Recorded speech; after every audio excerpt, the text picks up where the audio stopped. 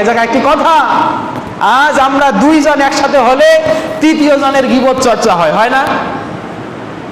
আমরা মানুষের ভালোত্ব কল্পনা করতে পারি না, নিজেরাই হিংসুক, হিংসার বশবর্তী হয়ে আমার পাশের বাড়ির একজন মানুষ আলেম হোক, আমার পাশের বাড়ির তার 3 তলা বিল্ডিং হোক, আমার পাশের বাড়ির মানুষটা দীর্ঘদিন বেঁচে থাকুক, তার সন্তানগুলো সুমানুষ হোক, এটা আমরা চাইতে পারি না।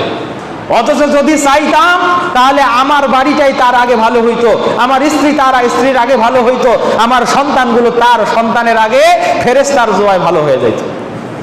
কথা বুঝতে পেরেছেন? চাইবেন ভাইয়ের জন্য, বিনিময়ে আল্লাহ দিবেন ওই ভাইকেও এবং আপনাকে নিজেকেও। এজন্য কখনো আপনি অন্যের ওয়াহিদকারী হবেন না, কখনো আপনি অন্যের অকল্যাণ চাইবেন না। হাদিসটা যদি এখন উল্টানো হয়, হাদিসটা যদি উল্টাই, আচ্ছা বলেন ফেরেশতা কি আপনার শুধু ভালো কথাটাই শোনে না খারাপ কথাটাও শোনে?